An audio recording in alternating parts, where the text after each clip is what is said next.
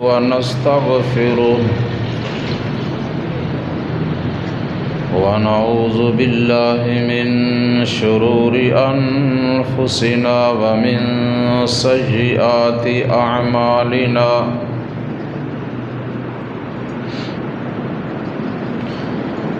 من يهده الله فلا مضل له ومن يضلله فلا هادي له وأشهد أن لا إله إلا الله وحده لا شريك له وأشهد أن محمدًا عبده ورسوله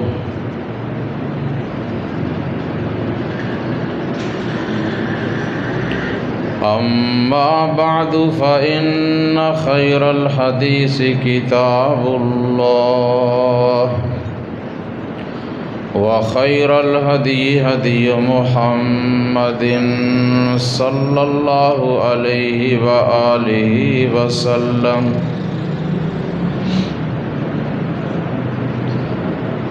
وشر الأمور محدثاتها وكل محدثة بدعة وكل بدعة ضلالة وكل ضلالة في النار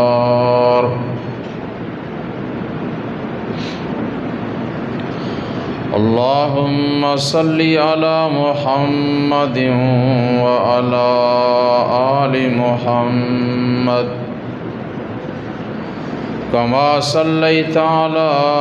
إبراهيم وعلى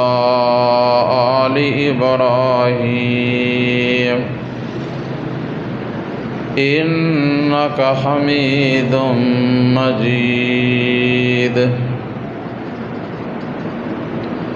اللهم بارك على محمد وعلى آل محمد كما باركت على إبراهيم وعلى آل إبراهيم إنك حميد مجيد سبحانك لا علم لنا إلا ما علمتنا إنك أنت العليم الحكيم رب اشرح لي صدري ويسر لي أمري واحلل عقدة من لساني يفقهوا قولي رب زدني علما أما بعد فأعوذ بالله من الشيطان الرجيم بسم الله الرحمن الرحيم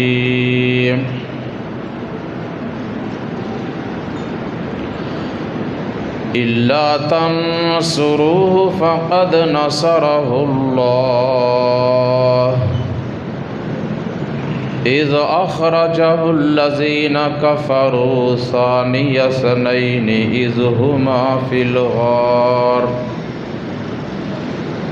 إذ يقول لصاحبه لا تحزن إن الله معنا فأنزل الله سكينته عليه وأيده بجنود لم تروها وجعل كلمة الذين كفروا السفلى وكلمة الله هي العليا والله عزيز حكيم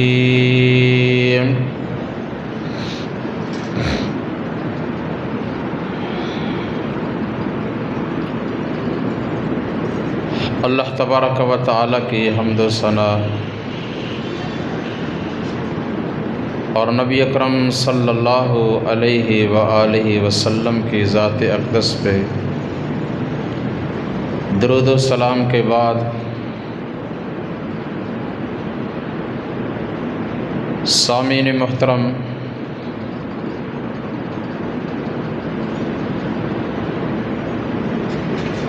نبی اکرم صلی اللہ علیہ وآلہ وسلم کا سفر ہجرت بیان کرتے ہوئے گزشتہ خطبہ جمعۃ المبارک میں میں نے مکہ المکرمہ سے غار ثور تک کا سفر بیان کیا تھا۔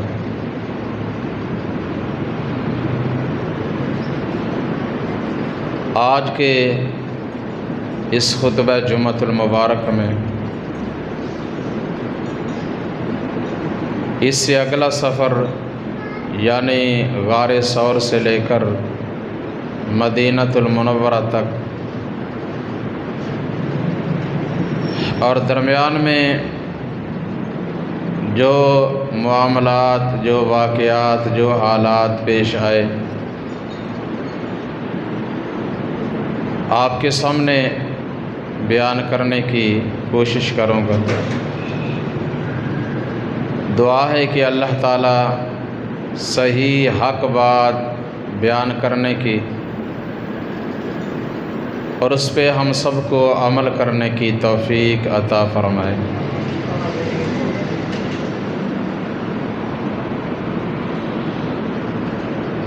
حضرات محترم، جب آپ صلی اللہ علیہ وسلم اور آپ کے رفیق سفر سیدنا ابو بکر صدیق رضی اللہ تعالی عنہ 3 دن اور 3 راتیں غار ثور میں گزار لیتے ہیں،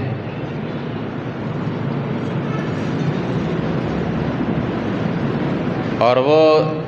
تلاش کرنے والے مخالفین 3 دن وہ خوب ادھر ادھر سے تلاش کر لیتے ہیں اور مایوس ہو کر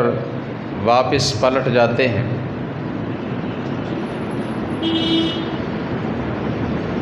تو آپ صلی اللہ علیہ وسلم نے یہ فیصلہ فرمایا کہ اب ہم یہاں سے آگے سفر شروع کرتے ہیں۔ تو آپ کے حکم پہ سیدنا ابو بکر صدیق رضی اللہ تعالی عنہ نے اپنے غلام عامر ابن فہیرہ کو سواریاں لانے کا حکم دیا۔ وہ 2 سواریاں لے کر آئے۔ ایک سواری پہ آگے رسول اللہ صلی اللہ علیہ وسلم اور ان کے پیچھے سیدنا ابو بکر صدیق رضی اللہ تعالی عنہ سوار ہوئے، اور دوسری سواری پہ عامر ابن فہیرہ اور ان کے ساتھ راستہ بتانے والے عبداللہ ابن اریقط، یہ دونوں سوار ہوئے۔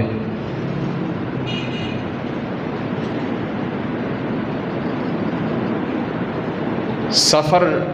منزل بمنزل طے کر رہے ہیں۔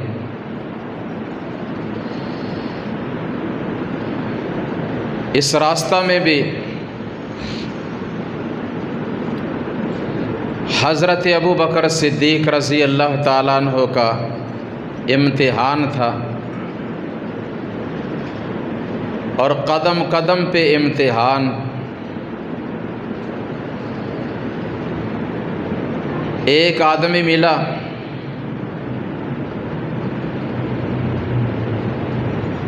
جس نے صدیق اکبر رضی اللہ تعالیٰ عنہ کو پہچان لیا اور کہا کہ ابو بکر، آپ کو تو میں جانتا ہوں، لیکن یہ جو آپ کے آگے ہیں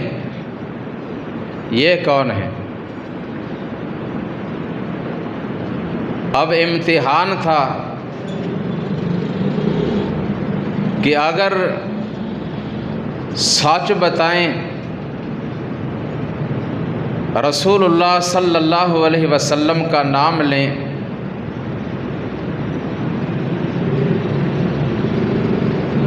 تو نبی علیہ السلام کی جان کا خطرہ،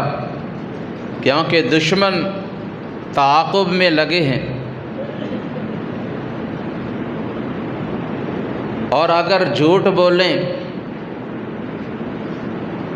کسی اور کا نام لیں، تو پھر صدیق صدیق نہیں رہتا۔ جھوٹ بولیں تو ایمان کا خطرہ، سچ بولیں تو پیغمبر علیہ السلام کی جان کو خطرہ۔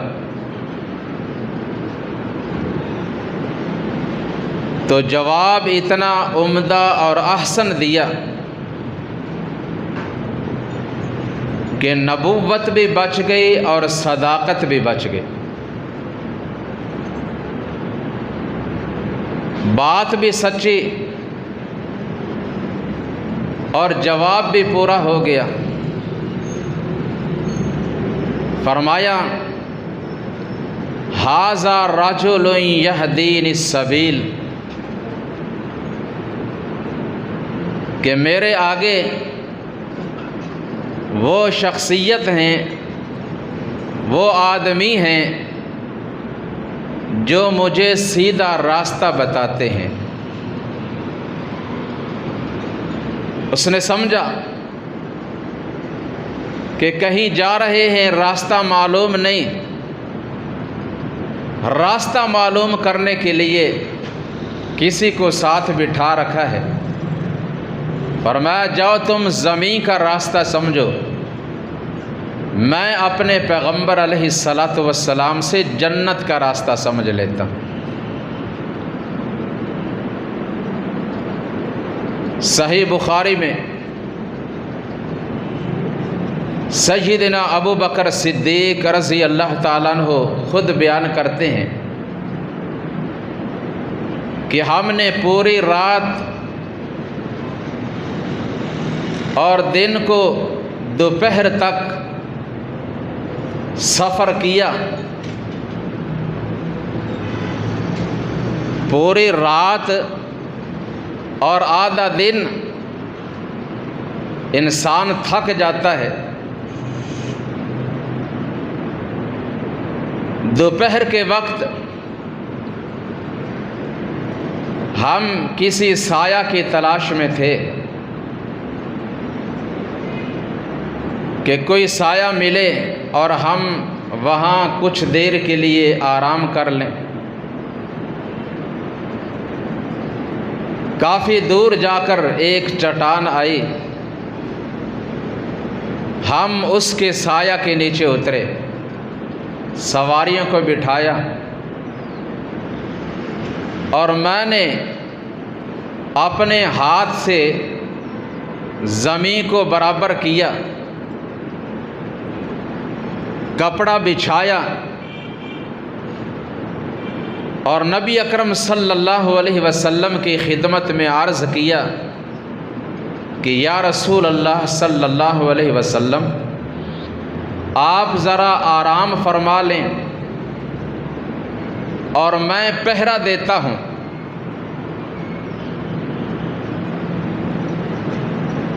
رسول اللہ صلی اللہ علیہ وسلم سو جاتے ہیں، ساتھی بھی آرام کر رہے ہیں، اور اکیلے ابو بکر صدیق رضی اللہ تعالیٰ عنہ کھڑے ہو کر پہرا دے رہے ہیں، حالانکہ انہیں بھی آرام کی ضرورت ہے، ان کی جان کو بھی خطرہ ہے، لیکن اپنی پرواہ نہیں۔ اگر پرواہ ہے تو رسول اللہ صلی اللہ علیہ وسلم کی جان کی اور آپ کے آرام کی۔ اور فرماتے ہیں کہ 2 دن سے کوئی چیز نہ کھائی تھی نہ پی تھی، میں نے دل میں سوچا کاش کچھ کھانے پینے کے لیے چیز مل جائے تاکہ میں رسول اللہ صلی اللہ علیہ وسلم کی خدمت میں پیش کر سکوں۔ تھوڑی دیر گزر جانے کے بعد بکریوں کا ایک چرواہا جو ہماری طرف آ رہا تھا، وہ بھی کسی سایہ کی تلاش میں تھا۔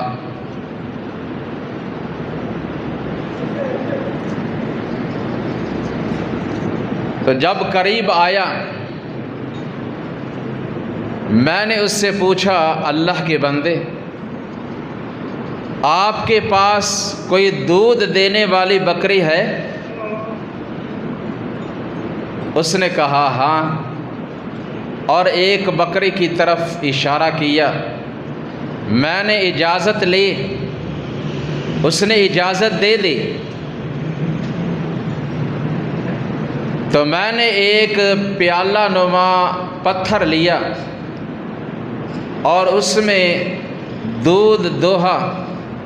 جب پیالہ بھر گیا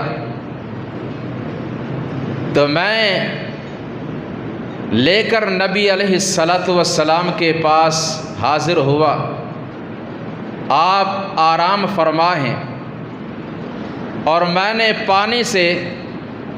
اس دودھ کو ٹھنڈا کیا۔ تو جب نبی علیہ السلام اپنی مرضی سے اپنی نیند پوری کر کے جاگتے ہیں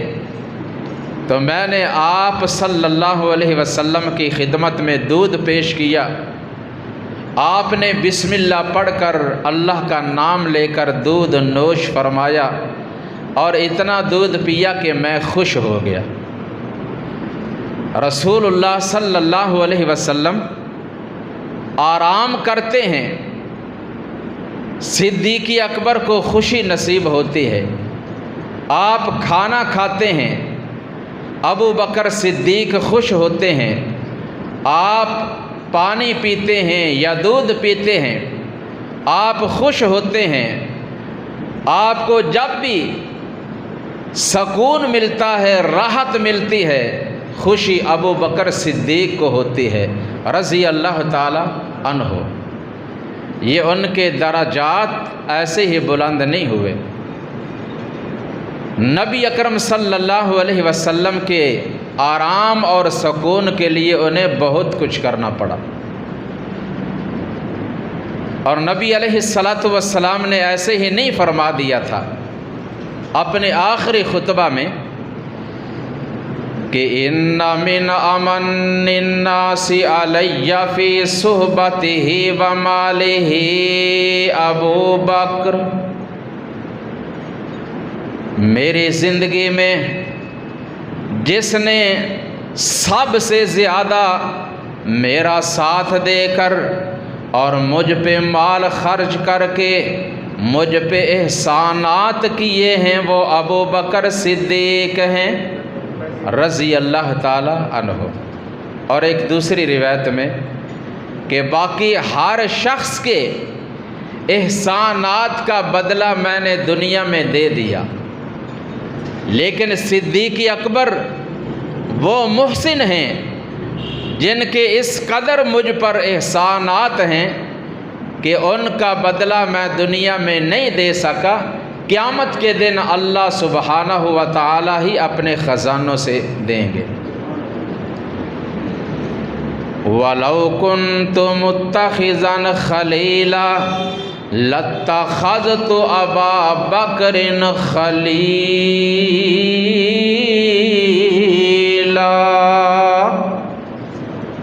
اور اگر میں نے اللہ کے سوا کسی اور کو اپنا خلیل بنانا ہوتا تو ابو بکر صدیق رضی اللہ تعالی عنہ کو خلیل بنا لیتا، لیکن میرا خلیل میرا اللہ ہے، اور ابو بکر کے ساتھ مودت ہے، محبت ہے، دوستی ہے، بھائی چارہ ہے، اخوت ہے، اور یہ بھی کوئی تھوڑا اعزاز نہیں۔ پھر سفر اور آگے شروع کیا، ایک جگہ پہ پہنچے، ایک قبیلے کا سردار سراقہ ابن مالک جو بعد میں مسلمان ہوئے رضی اللہ تعالی عنہ، اپنا واقعہ خود بیان کرتے ہیں۔ یہ بھی مشرکین کی طرف سے 100 اونٹ کے انعام کا لالچ سن کر تلاش میں نکلے، اور بیان کرتے ہیں کہ جب میں اس جگہ پہ پہنچا جہاں ابو بکر اور رسول اللہ صلی اللہ علیہ وسلم مجھے دکھائی دیے، میری ان پہ نظر پڑی، میں نے حملے کا ارادہ کیا، لیکن اچانک میرے گھوڑے کا پاؤں پھسل گیا اور میں زمین پہ گر گیا۔ جب زمین پر گرا میں نے اپنے دل میں سوچا ذرا پانسے کے تیر نکال کر آزماؤں تو صحیح کہ آیا میں اپنے اس مشن میں کامیاب ہو سکتا ہوں یا نہیں، جو اس وقت ان کا طریقہ تھا۔ تیر نکالے، آزمایا، بیان کرتے ہیں کہ وہ تیر نکلا جو میری مرضی کے خلاف تھا، جس سے مجھے یہ اندازہ ہو گیا کہ میں اس مشن میں کامیاب نہیں ہو سکتا، لیکن پھر بھی میں نے دوبارہ کوشش کی، پھر گھوڑے پہ سوار ہوا۔ 100 اونٹ کے انعام کے لالچ نے پیچھے نہیں مڑنے دیا، میں اور آگے بڑھا، اور اتنا ان کے قریب ہوا، اتنا قریب ہوا کہ رسول اللہ صلی اللہ علیہ وسلم کے قرآن کی تلاوت کی آواز میرے کانوں میں پڑی۔ اللہ اکبر۔ سفر ہم بھی کرتے ہیں، سفر وہ بھی کرتے تھے، ہمارا سفر اور ان کے سفر میں فرق۔ ہم سفر شروع کرتے ہیں، نہ گھر سے نکلنے کے آداب، نہ واپس آنے کے آداب، نہ سواری پہ سوار ہونے کی دعائیں، اور ایک سوچ ہے، ایک ذہن ہے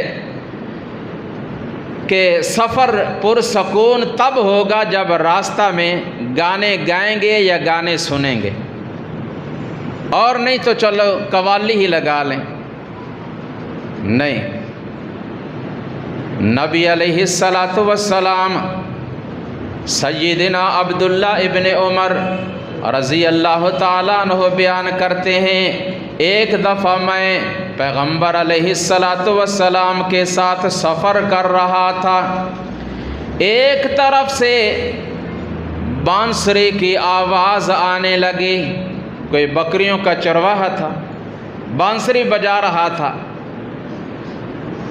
اور چرواہے بھی کئی قسم کے ہوتے ہیں، زیادہ تر اسی طرح کے ہوتے ہیں، اور کچھ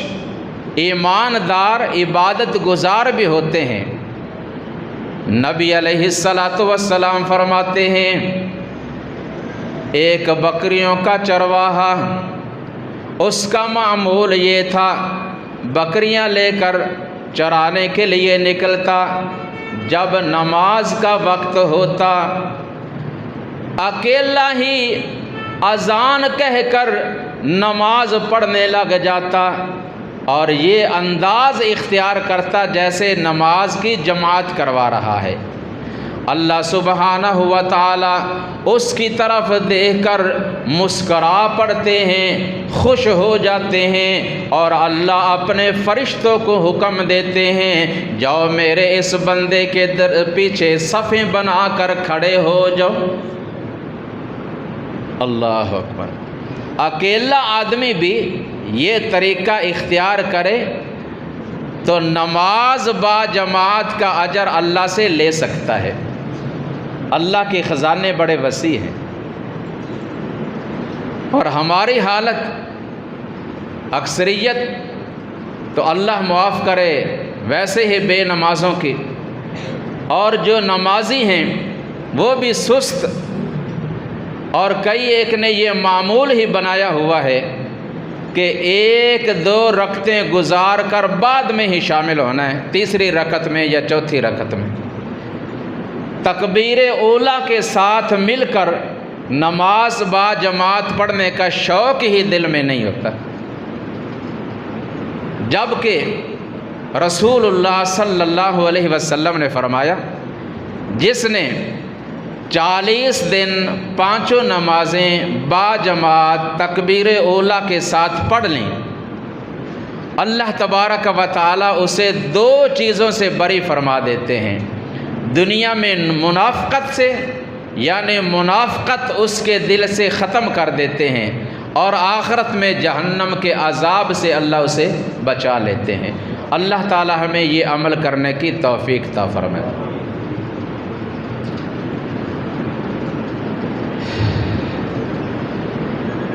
تو سراقہ ابن مالک،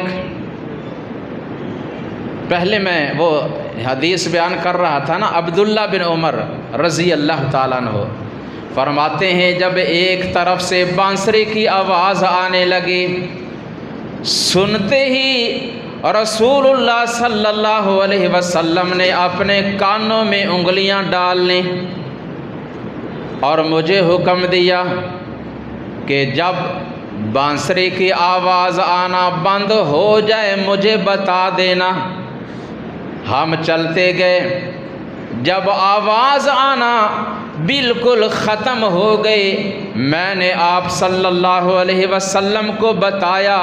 اور پھر آپ نے اپنی انگلیوں کو کانوں سے نکالا۔ اس قدر آپ کو ان چیزوں سے نفرت، اللہ تعالیٰ یہ نفرت ہمارے دلوں میں بھی پیدا فرما دے، اور قرآن پڑھنے کا شوق ہمارے دلوں میں پیدا فرما دے۔ قرآن پڑھنے کے بے شمار فائدے ہیں۔ کسی اللہ والے نے کیا خوب کہا کہ قرآن سوا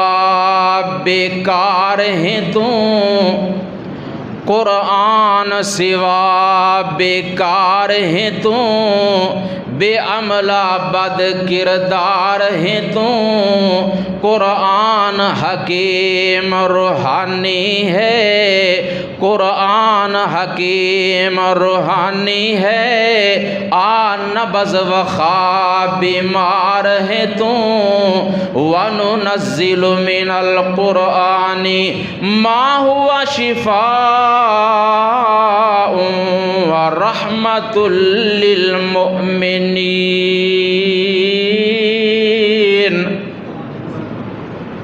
ہم نے ایسا کلام آسمان سے نازل کیا جس میں ایمان والوں کے لیے ہدایت بھی ہے، رحمت بھی ہے، اور شفا بھی ہے۔ اس میں شفا ہی شفا، ہدایت ہی ہدایت، برکت ہی برکت، رحمت ہی رحمت۔ اسی لیے نبی اکرم صلی اللہ علیہ وسلم دوران سفر میں بھی قرآن مجید کی تلاوت فرماتے ہیں۔ سراقہ ابن مالک رضی اللہ تعالی عنہ بیان کرتے ہیں کہ میں نے آپ صلی اللہ علیہ وسلم کی تلاوت کی آواز سنی اور میں حملہ آور ہونے کے ارادے سے آگے بڑھنے لگا، لیکن آپ صلی اللہ علیہ وسلم اللہ کی حفاظت میں تھے، اللہ کی حفاظت میں ہیں، اور ایک دم میرے گھوڑے کے دونوں اگلے پاؤں زمین میں دھنس گئے، میں پھر نیچے گر گیا، اور مجھے یقین ہو گیا کہ میں کبھی بھی اپنے مشن میں کامیاب نہیں ہو سکتا، اور رسول اللہ صلی اللہ علیہ وسلم اپنے مشن میں ضرور کامیاب ہو کر رہیں گے۔ میں نے وہیں سے آواز دے کر کہا کہ مجھے معاف کر دیجئے، میں امان کا وعدہ کرتا ہوں، میں کبھی بھی دوبارہ آپ پر حملہ آور ہونے کا ارادہ نہیں کروں گا۔ رحمت للعالمین، رؤوف الرحیم پیغمبر صلی اللہ علیہ وسلم نے معاف فرما دیا، اللہ سے دعا کر دی، سراقہ ابن مالک بچ گئے، اور گھوڑے کے پاؤں بھی زمین سے باہر آ گئے، اور میں نے کہا کہ مجھے ذرا اپنے قریب آنے کی اجازت دے دیجئے۔ آپ صلی اللہ علیہ وسلم رک جاتے ہیں، اور میں آپ کے قریب پہنچ گیا۔ میں نے جا کر بتایا میں یہ ارادہ لے کر آیا تھا، لیکن اب میں نے وہ ارادہ ترک کر دیا ہے، اب آپ بتائیے میرے لائق کوئی خدمت ہو، سواری کی ضرورت ہو حاضر، زاد راہ کی ضرورت ہو تو وہ بھی حاضر کر سکتا ہوں، اور کسی چیز کی بھی ضرورت ہو آپ کی خدمت میں فوراً پیش کر سکتا ہوں۔ لیکن آپ صلی اللہ علیہ وسلم نے فرمایا کہ ہمیں آپ کی کسی چیز کی کوئی ضرورت نہیں، نہ سواری کی، نہ کھانے پینے کی، نہ کسی اور چیز کی، البتہ اتنا کر کہ ہمارا جو معاملہ ہے وہ صیغہ راز میں رکھنا اور کسی اور کو نہ بتانا۔ میں نے کہا ٹھیک ہے۔ پھر میں نے کہا اے اللہ کے رسول صلی اللہ علیہ وسلم، مجھے اندازہ ہے کہ جس مکہ سے نکل کر آپ جا رہے ہیں، ہو سکتا ہے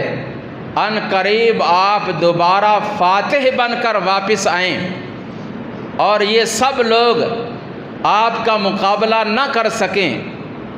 اور آپ ان پر غالب آ جائیں۔ تو میں یہ چاہتا ہوں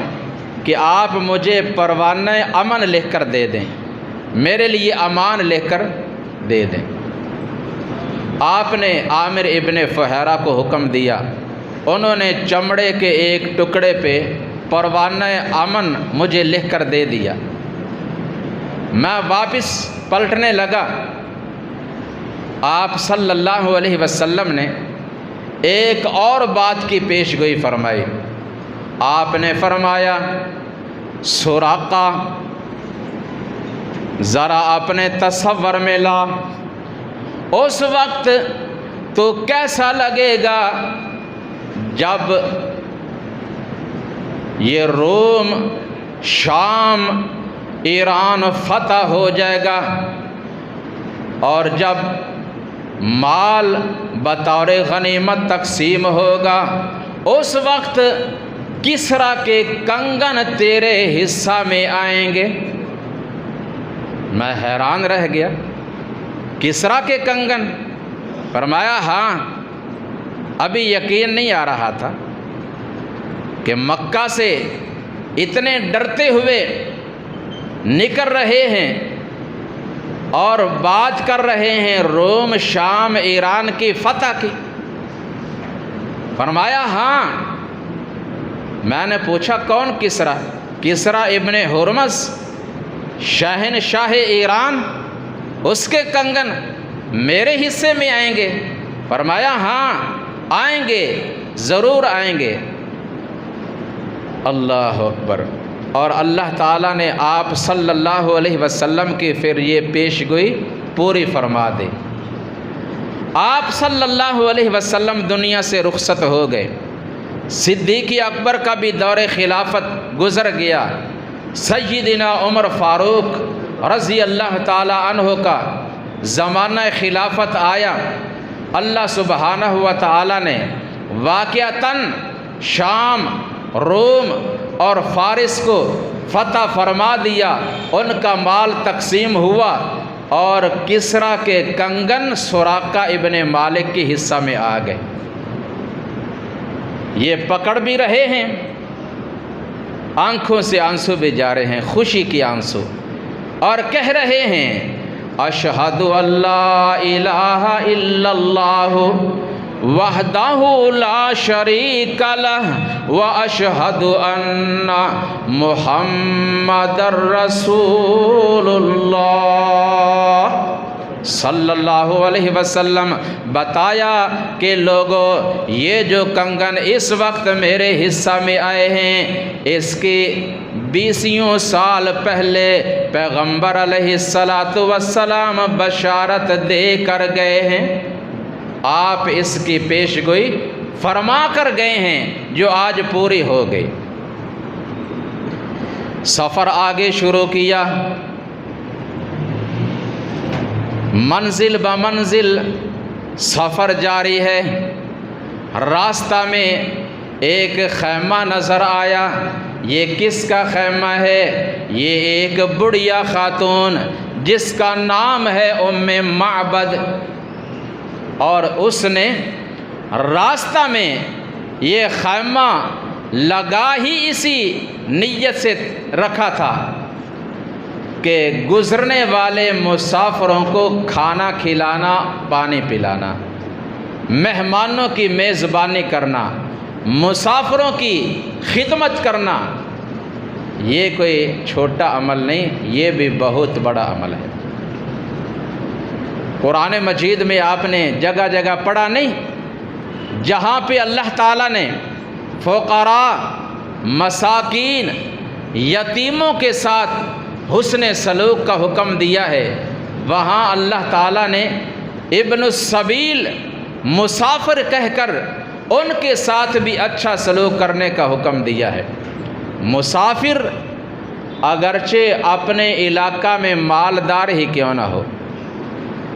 لیکن تمہارے علاقہ میں، تمہارے شہر میں،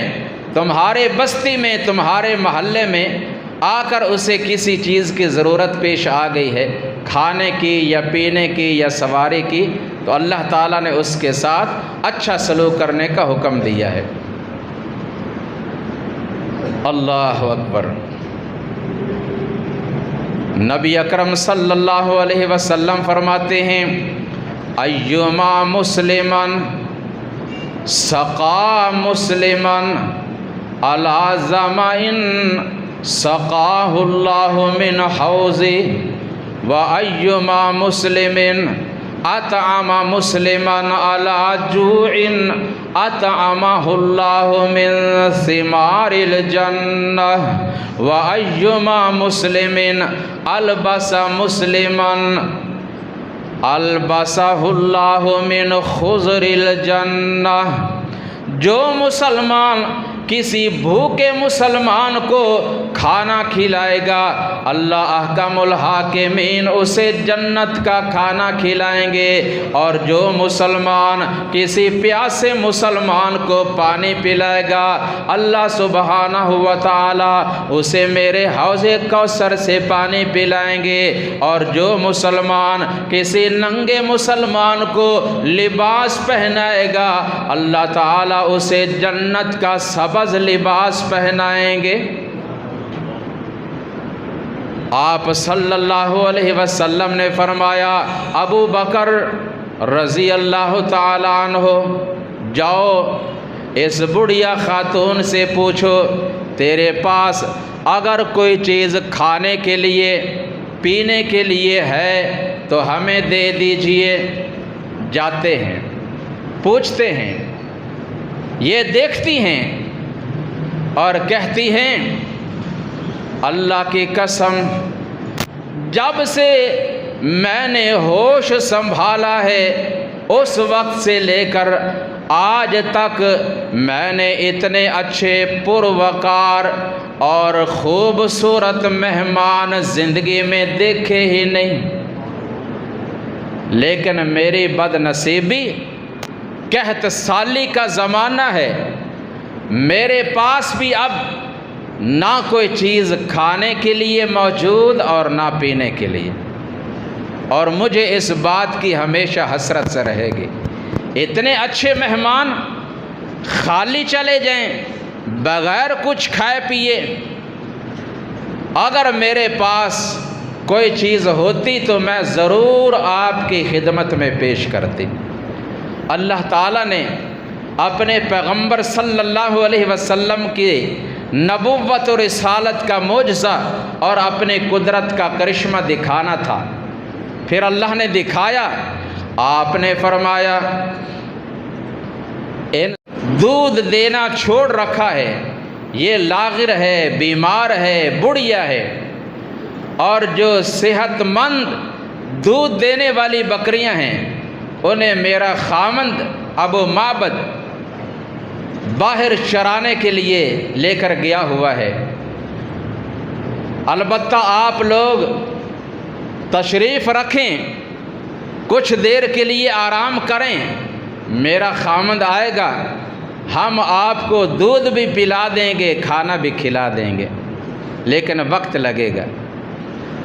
آپ صلی اللہ علیہ وسلم نے فرمایا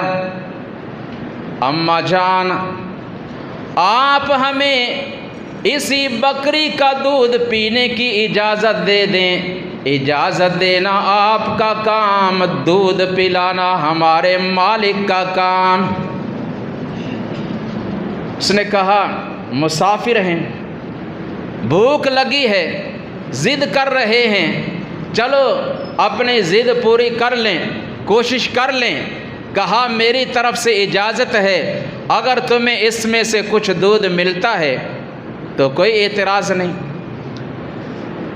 آپ صلی اللہ علیہ وسلم نے اس بکری کے جسم پر بسم اللہ پڑھ کر ہاتھ پھیرا، تھنوں کو ہاتھ لگایا، ایسے لگا گویا وہ بکری مدتوں سے اسے مسافر کے انتظار میں تھی۔ تھن دودھ سے لبریز ہو جاتے ہیں۔ کہا اماں جان کوئی برتن لے کر آؤ، برتن لائی۔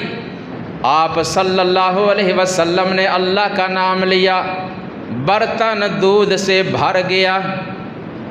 سب سے پہلے اس بکری کی مالکہ ام معبد کو پلایا، پھر دودھ نکالا،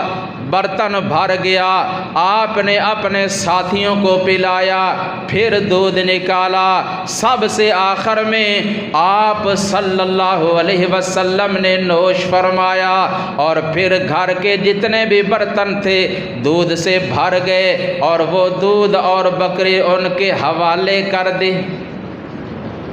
ساتھ لے کر نہیں گئے۔ بکری بھی ان کے حوالے واپس کی، دودھ بھی ان کے حوالے کیا، خود آگے تشریف لے جاتے ہیں۔ پیچھے سے خامند ابو معبد آیا، گھر کو با رونق دیکھا اور برتن دودھ سے بھرے ہوئے نظر آئے، بکری کو صحت مند پایا، پوچھا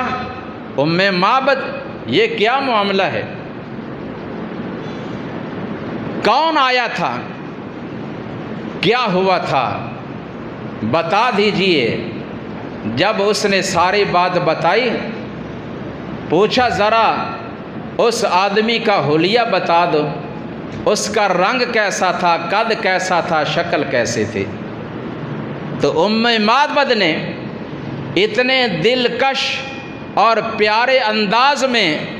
رسول اللہ صلی اللہ علیہ وسلم کا حسن و جمال، آپ کی صورت بیان کی کہ سننے والا حیران اور دنگ رہ جاتا ہے۔ قصہ مختصر کہنے لگی کہ مجھے تو ایسے لگتا ہے کہ آسماں کا سردار تھا جو زمین پر اتر آیا، جس کا حسن بے مثال، درمیانہ قد، درمیانہ جسم اور رنگ بالکل صاف شفاف بے داغ، اور گفتار ایسی جب وہ بات کرتا ہے جی کرتا ہے سنتے ہی رہیں سنتے ہی رہیں، اور ساتھ ہی اتنے باادب با وفا کہ جب وہ بات کرتے ہیں خاموشی کے ساتھ سراپا اطاعت اور فرما بردار ہو کر بات سنتے ہیں، اور حکم کی تعمیل کے لیے ہر وقت تیار رہتے ہیں۔ یہ سارا ماجرا سننے کے بعد ابو معبد کہتے ہیں کہ لگتا ہے یہ وہی صاحب قریش ہیں، یہ وہی محمد صلی اللہ علیہ وسلم ہیں کہ جس کی تلاش میں قریش مکہ نکلے ہوئے ہیں، اور انہوں نے ان کے بارے میں انعام کا اعلان کر رکھا ہے۔ تو ان علامات سے، ان اوصاف سے یہ واضح ہوتا ہے کہ وہ اللہ کے سچے رسول ہیں، اور اگر مجھے موقع ملا تو یقیناً میں ان کی خدمت میں حاضر ہو کر ان کے ہاتھ پہ بیعت کر کے ہمیشہ کے لیے ان کی رفاقت حاصل کروں گا۔ تو نبی اکرم صلی اللہ علیہ وسلم اور آپ کے ساتھی تھوڑا سا اور آگے پہنچے، راستہ میں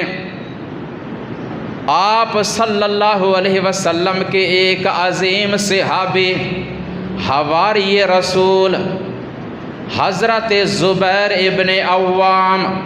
رضی اللہ تعالی عنہ، جو شام سے تجارتی سفر میں واپس تشریف لا رہے تھے مکہ کی جانب، سامان سفر ساتھ لے کر ملاقات ہو گئی، ایک دوسرے کو دیکھا، بڑے خوش ہوئے۔ یہ آپ صلی اللہ علیہ وسلم کے پیارے صحابی جن کے بارے میں آپ نے فرمایا کہ ہر نبی کا ایک حواری ہوتا ہے، اور میرے حواری زبیر ابن عوام ہے رضی اللہ تعالی عنہ۔ حضرت زبیر نے آپ کا لباس دیکھا، آپ کے ساتھیوں کا لباس دیکھا کہ لباس سفر کی وجہ سے کچھ میلا ہو رہا ہے۔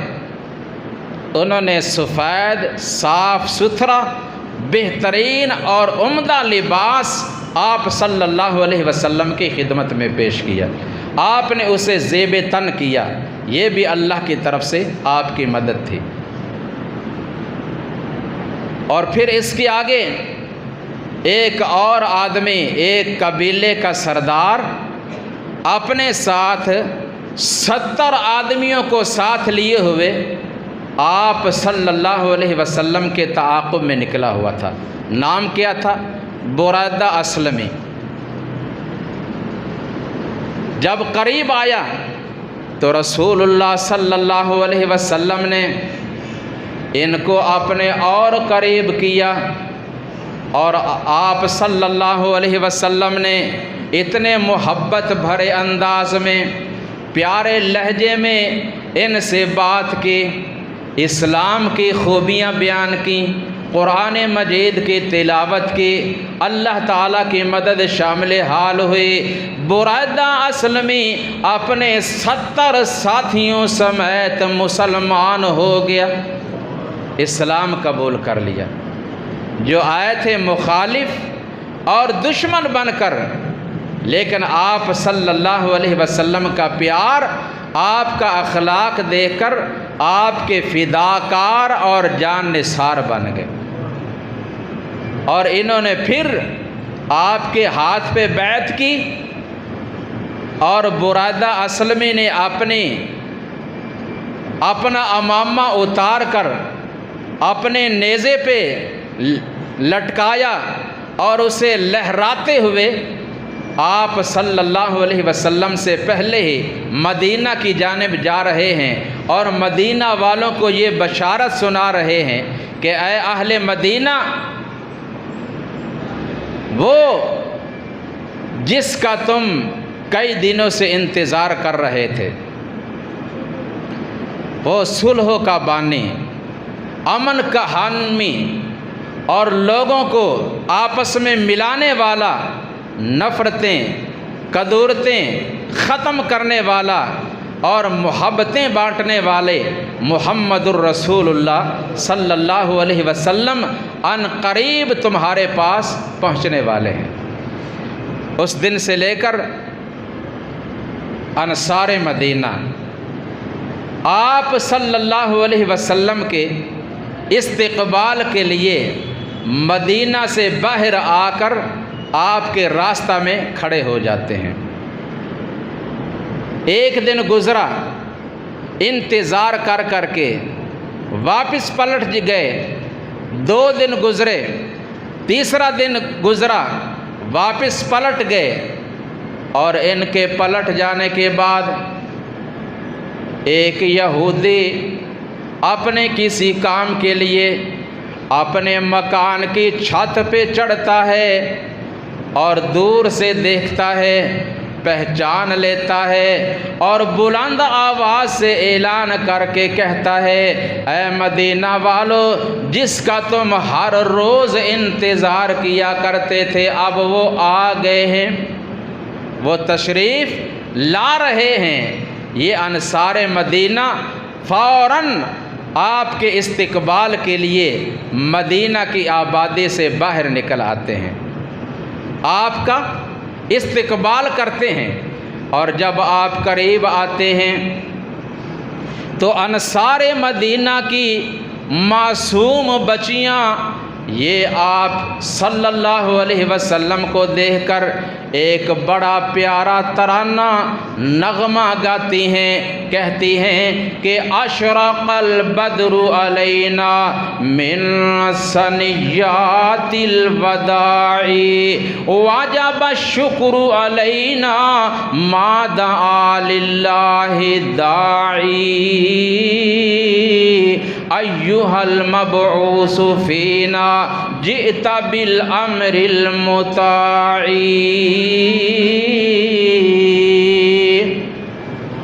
ترجمہ کیا ہے، اشرق البدر علینا من ثنیات الوداع، ان پہاڑوں سے، ان وادیوں کو عبور کرتے ہوئے ہمارے پاس 14ویں رات کا چاند طلوع ہو گیا۔ اشرق البدر، بدر کہتے ہیں 14ویں کے چاند کو۔ آپ صلی اللہ علیہ وسلم کا حسن و جمال اتنا، آپ کا چہرہ اتنا خوبصورت، جسے دیکھ کر انہوں نے بدر کہا، 14ویں کا چاند، اور ساتھ ہی کہتی ہیں کہ یہ اللہ تعالیٰ کا ہم پر بہت بڑا انعام ہے، اس کا احسان ہے، اللہ کے اس احسان کا شکر ادا کرنا ہمارے اوپر واجب ہو گیا ہے۔ واجب الشکر علینا، اللہ کا شکر ادا کرنا ہم پر واجب ہو گیا ہے، اور یہ احسان ان مدینہ والوں کے لیے ہی نہیں تھا، ہم سب مسلمانوں کے لیے ہے نا۔ لقد من اللہ علی المؤمنین، تمام ایمان والوں پہ اللہ کا احسان ہے کہ اللہ نے انہیں محمد الرسول اللہ صلی اللہ علیہ وسلم کا امتی بنایا ہے۔ احسان ہے نا اللہ کا، اس سے بڑا اور کوئی احسان نہیں۔ اب جس طرح ان پر احسان کا شکر ادا کرنا واجب ہوا تھا، ہمارے اوپر بھی واجب ہے، اور یہ شکر ادا کیسے کرنا ہے؟ واجب الشکر علینا ما دعا للہ داعی، اللہ کے اس احسان کا شکر ادا کرنے کا طریقہ یہ ہے کہ یہ اللہ کے بھیجے ہوئے داعی، یہ مبلغ جس بات کی طرف بھی، جس کام کی طرف بھی بلائیں گے، ہم نے فوراً اس پہ لبیک کہنا ہے، آپ کی نافرمانی نہیں کرنے۔ نافرمانی احسان فراموشی ہے، ناشکری ہے، اور فرما برداری یہ احسان مندی ہے اور یہ شکر گزاری ہے۔ اور پھر رسول اللہ صلی اللہ علیہ وسلم کو مخاطب کرتے ہوئے یہ معصوم بچیاں کہتی ہیں، اگر خود بات سمجھ میں نہیں آتی تو یہ معصوم نابالغ بچیوں سے سیکھ لو، اللہ سمجھنے کی سیکھنے کی توفیق دے دے۔ ایھا المبعوث فینا جئت بالامر المطاع، اے اللہ کے بھیجے ہوئے داعی، اے اللہ کے بھیجے ہوئے مبلغ، آپ ایسے احکام لے کر ہمارے پاس تشریف لائے ہیں جو واجب الاطاعت ہیں، جن کو ماننا، جن پہ عمل کرنا اور آپ کی اتباع کرنا اللہ نے اس کو ہمارے اوپر لازم کر دیا ہے۔ اور پھر انصار مدینہ میں سے ہر ایک کی یہ دلی چاہت تھی کہ رسول اللہ صلی اللہ علیہ وسلم ہمارے گھر میں تشریف لائیں، ہمارے مہمان بنیں، ہم آپ کی میزبانی کریں۔ سب آگے بڑھ رہے ہیں، مال کی، گھر کی، رہنے کی جگہ کی پیشکش کر رہے ہیں، اور ادھر مدینہ کے ایک بہت بڑے مسکین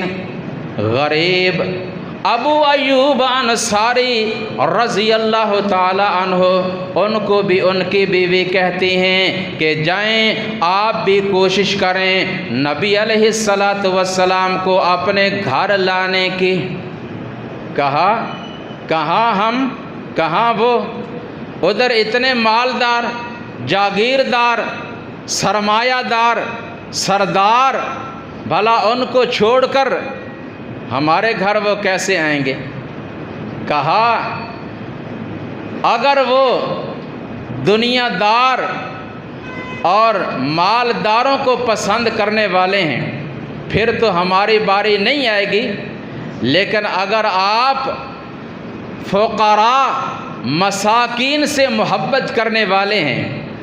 تو پھر امید ہے کہ ہمیں چھوڑ کر وہ کہیں اور نہیں جائیں گے۔ لوگ آپ صلی اللہ علیہ وسلم کی سواری کی مہار پکڑ رہے ہیں آگے بڑھ کر۔ آپ فرماتے ہیں لوگو میری سواری کو چھوڑ دو، اس کے راستہ سے ہٹ جاؤ، یہ سواری اللہ کے حکم کی مأمور ہے، یہ جس کے بھی دروازے کے آگے بیٹھے گی محمد صلی اللہ علیہ وسلم اسی کا مہمان ہوگا۔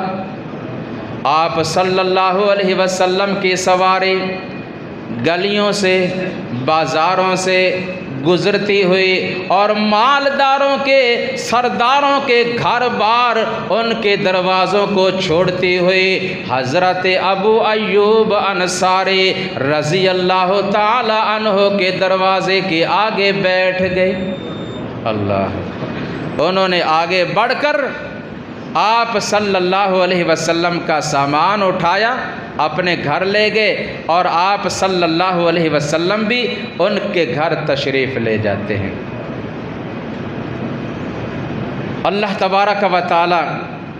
ہمیں انبیاء علیہم السلام، صحابہ کرام رضوان اللہ تعالی علیہم اجمعین کے نقش قدم پہ چلنے کی اور ان کے ساتھ سچی محبت کرنے کی توفیق عطا فرمائے۔ وما علی الا البلاغ۔